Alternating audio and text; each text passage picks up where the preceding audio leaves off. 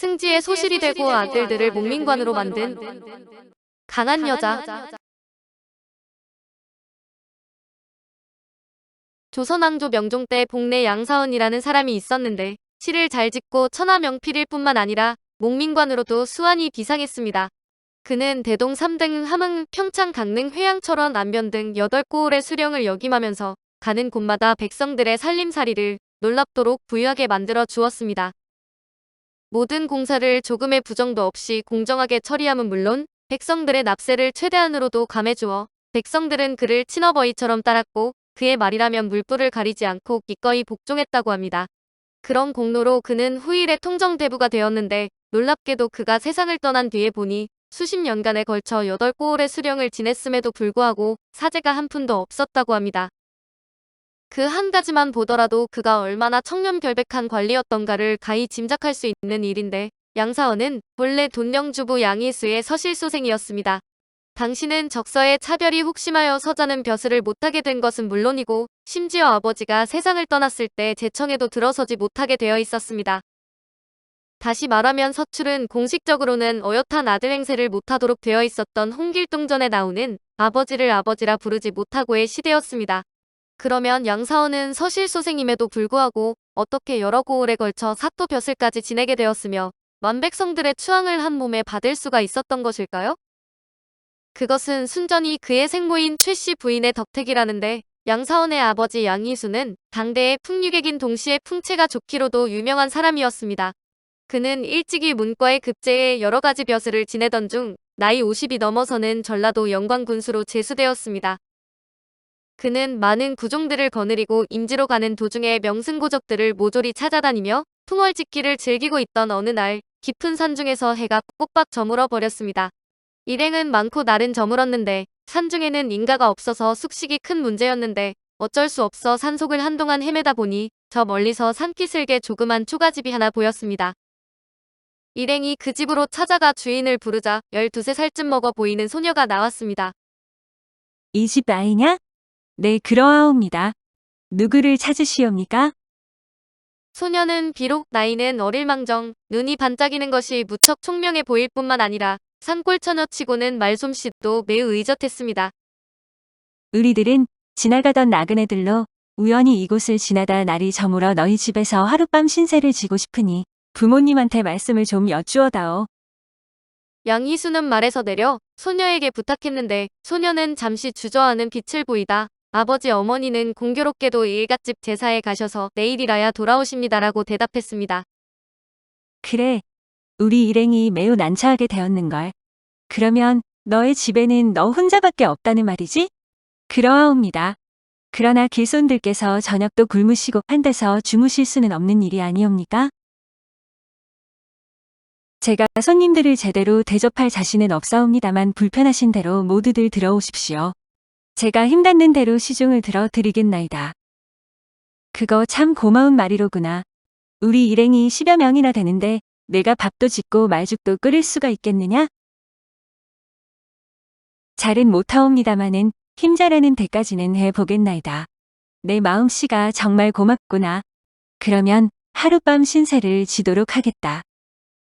양희수는 소녀의 갸륵한 마음을 매우 고맙게 여기며 염치불구하고 하룻밤 신세를 지기로 했는데 방이 2개밖에 없는 산골 초막이었습니다. 사또 일행이 혹은 방 안에 들어앉기도 하고 마당에서 서성거리기도 하며 시간을 보내고 있노라니 소녀는 어느새 밥을 지었는지 방 안으로 밥상을 들고 들어왔습니다.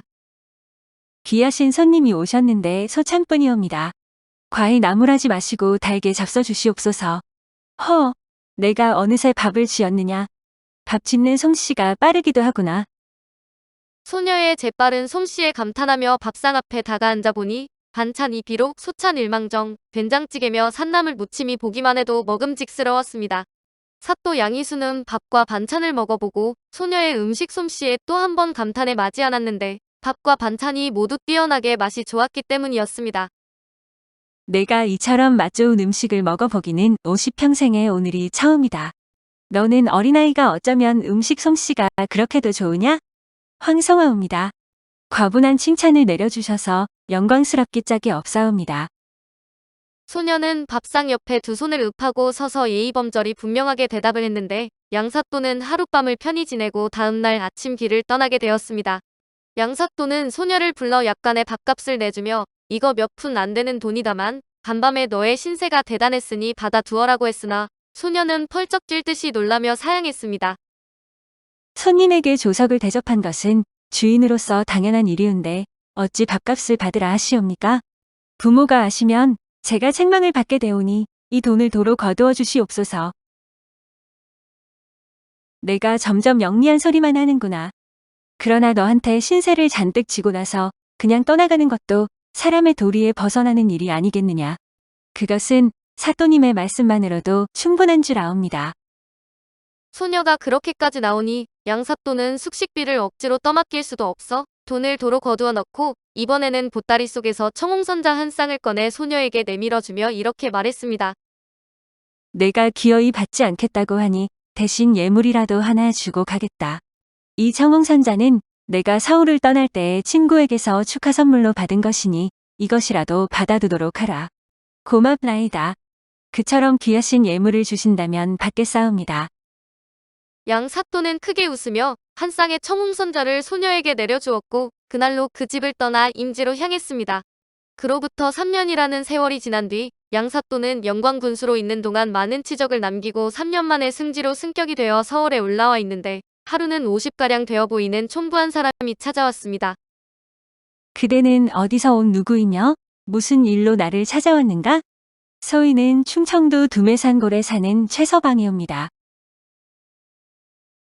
묻자없기 황성하오나 승지어른께서는 지금부터 3년 전에 영광성주로 도임해 가시는 도중에 어느 집에서 하룻밤 주무신 일이 계시옵니까? 있지. 있고 말고. 그때 내가 13살 먹은 촌처녀에게 많은 신세를 진 일이 있었네. 그 당시 소녀와 작별하실 때에 그 아이에게 청홍산자 한 쌍을 예물로 내려주신 일도 있으시옵니까? 그래. 그때 그 아이가 하도 영특한 데다가 밥값을 받지 않으려고 하기에 내가 부채 한 쌍을 선물로 준 일도 있었네. 양승지는 까맣게 잊어버렸던 3년 전 기억이 새삼스러이 떠올라서 대관절 자네는 그 일을 어찌 아는가. 그 아이가 지금은 많이 자랐을 터인데 이미 출가를 했는가라고 물었습니다. 아래옵기 황성하오나 승지영 감님께서 예물을 내려주신 그 계집 아이는 바로 소인의 여시가이옵니다. 아 그래? 그거 참 반가운 일이네 그려. 그래 그 아이는 이미 시집을 갔겠지? 아직 그렇지를 못해서 걱정이옵니다. 그렇지 못하다니? 이미 16살이 되었을 터인데 아직도 시집을 보내지 않았다는 말인가? 아무리 시집을 보내려고 해도 본인은 죽어도 시집을 아니 간다고 하옵니다. 죽어도 시집을 안 간다니? 그게 무슨 소린가? 아래옵기 죄송하오나 그 애는 이미 승지영감님에게서 패백을 받은 바 있어서 승지영감님 이외의 사람에게는 죽어도 시집을 아니 가겠노라고 하오니 이 일을 어찌했으면 좋겠나이까? 양승지로서는 놀랍기 짝이 없는 말이었는데 그가 3년 전에 청홍선자를 선물로 준 것은 하룻밤 신세를 진 데 대한 단순한 사례에 지나지 않았습니다. 그런데 소녀는 그것을 패백으로 여겨 다른 사람에게는 시집을 안 가겠다고 한다니 이 일을 어찌할 방도가 없어 잠시 생각에 잠겨 있다가 조용히 입을 열었습니다. 내 나이 이미 50이 넘었는데 그때나 지금이나 그 처녀에게 어찌 딴 마음이 있겠는가.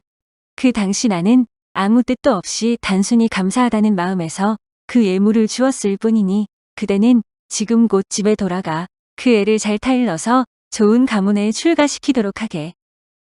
소인인들 어찌 그런 말을 아니했겠나이까.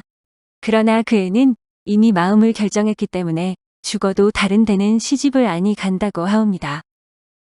그러므로 바라옵건대 승지영 감님께서는 그 아이를 데려다가 문화에 거느리시고 한평생 시중이라도 들게 해주시옵소서.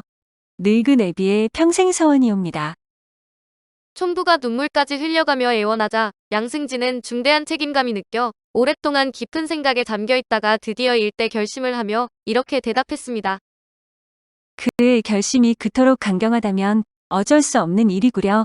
그러면 그 아이를 우리 집에 데려다가 한평생을 같이 지내기로 하겠네. 이렇게 양승지는 산골 처녀를 마지못해 소실로 데려오게 되었는데 소실로 들어온 최처녀는 예의범절이 놀랍도록 밝아 남편 공대가 융승할 뿐만 아니라 가사 범절이 물 샐 틈 없이 알뜰했습니다. 그렇게 몇 해를 지내는 동안에 최 씨 몸에서는 아들 형제가 출생하였는데 큰아들이 사원이고 둘째 아들이 사기로 두 형제는 어려서부터 머리가 유난히 총명했습니다. 그런데다 최 씨 부인은 어렸을 때부터 가정교육에 전력을 기울였고 5살 때부터는 그를 가르치기 시작해 10살이 지났을 때에는 이미 사서삼경에 통하지 않는 것이 없었습니다. 그로부터 10여 년이 지난 뒤 양승지가 80이 가까워 병석에 눕게 되자 최 씨 부인은 밤낮을 가리지 않고 남편 간호에 온갖 정성을 기울였습니다. 그러나 백약이 무효해 양승지가 드디어 세상을 떠나게 되자 최 씨 부인은 남편의 죽음을 애통해하며 장례를 지내도록 물 한 모금도 마시지 않았습니다. 양승지의 장례를 깨끗이 치르고 난 바로 그날 저녁에 최 씨 부인은 한자리에 모여있는 종친들을 들러보고 눈물을 흘리며 이렇게 말했습니다. 오늘 상주를 비롯해 종친 여러 어른이 모여 있으신 이 자리에서 첩이 한 가지 부탁드릴 말씀이 있사옵니다. 여러 어른들께서는 첩의 부탁을 부디 허락해 주시옵소서. 본실 소생인 상주 사준을 비롯해 모든 종친들이 최 씨 부인의 엄숙한 태도에 모두들 옥깃을 바로잡았는데 소실일망정 최 씨 부인의 평소 행실이 너무도 성실하고 정당했기 때문에 누구도 존중하지 않을 수 없었습니다. 현숙하신 사모님께서 저희들에게 부탁 말씀이 계시다면 저희가 어찌 거역을 하오리까. 무슨 말씀이든지 내려주시오. 첩의 소생인 사언, 사기의 두 아이가 유별나게 준수하지는 못하나 그다지 우매하지는 아니하옵니다. 그러나 우리나라의 관습상 서자는 종언을 축에 끼지 못할 뿐만 아니라 벼슬도 못하게 되어 있습니다. 적서의 차별이 그렇듯 심하여 첩은 두 아이의 장래가 크게 걱정됩니다. 그러므로 첩도 승지어른의 장례를 치른 이 자리에서 스스로 목숨을 끊어 자취를 감춰 버리고자 하오니 종친 여러분께서는 양씨 가문과 두 아이의 장례를 위해 적서의 차별을 없게 해주시면 부천지하에서도 눈을 감고 명복을 길이 누릴 수 있겠나이다. 기막힌 소망이여. 비통한 호소로 좌중에는 비장한 분위기가 감돌았는데 맞상제 사준이 엄숙한 어조로 말했습니다. 서모님이 비록 소실이었다 하더라도 우리 가문이 오늘날처럼 번화한 것은 오로지 서모님의 덕택이었습니다. 이제 사언, 사기의 두 아우가 또한 영민하여 국가를 보아도 동량지제가 분명하온즉 어찌 서자라고 달리 취급할 수 있으오리까. 서모님께서는 그 점 안심하고 행여 다른 생각은 품지 마시옵소서. 다른 종친들도 모두 그 말에 찬동했고 최 씨 부인은 감격의 눈물을 흘리며 말했습니다. 여러분의 고마우신 뜻에는 오직 감격이 있을 뿐이옵니다. 그러나 첩은 이미 영감님의 뒤를 따르기로 결심한 바 있으니 그것만은 막지 말아주시옵소서. 그리고 최 씨 부인은 그날 밤 아무도 모르게 남편 무덤으로 찾아가 그 앞에서 스스로 목숨을 끊었다고 합니다. 그래서 사원과 사기 두 형제는 서자이면서도 족보에는 어엿한 적자로 기재되었고 후일에는 벼슬까지 지내면서 문명과 치적을 후세의 길이 남길 수 있었으니 그것은 생모 최 씨 부인의 희생의 소산이었던 것입니다. 물론 자식을 위해서 목숨을 바쳤다는 것을 본받아야겠다는 말은 아닌데 당시의 사회에서 양사원의 어머니가 목숨을 바친 것은 다른 방법으로는 신분상의 제약에서 아들이 벗어날 방법이 없었기 때문이었을 것입니다. 복내 양사원. 양사원은 안평대군, 김구 한호와 함께 조선 전기 4대 명필 중 하나로 초서체제였다고 합니다. 명종 1년인 1546년에 문과에 급제, 대동승을 거쳐 3등 현감 평양 군수, 강릉 부사 함흥 부윤 등을 역임한 후 회양 군수, 철원 군수를 지냈습니다. 회양 군수로 있을 때 금강산에 자주 들어가 대자연을 즐겼고 금강산 만폭동의 바위에는 지금도 그가 새긴 복내풍악 원화봉천이라는 글귀가 남아 있다고 합니다. 안병 군수로 있으면서 큰못을 파고 마초를 저장했는데 이듬해 북쪽에서 변란이 일어나 많은 군대가 북송될 때 다른 고을에서는 마초와 물이 없어서 책임을 추궁당했지만 안변만은 아무 걱정이 없었다고 합니다. 얼마 안 되어 지릉에 화재가 일어나니 그 책임 때문에 해서에 귀양 갔다가 2년 후 풀려 돌아오는 길에 병사를 했습니다. 양사원이 애용한 검은고를 복내금이라 했는데 이를 허난설원 남매의 아버지인 허압의 외손자 박종현에게 선물로 주었다고 합니다. 박종현의 손녀 박씨가 남양 홍씨 문중에 시집가니 박씨 부인의 고손자가 영정조시기의 실학자 홍대용으로 홍대용의 담원서 중 복내금 사적에 천안본가에 복내금이 있다는 내용이 있습니다. 오늘은 승지의 소실이 되고 아들들을 몽민관으로 만든 강한 여자 이야기였습니다.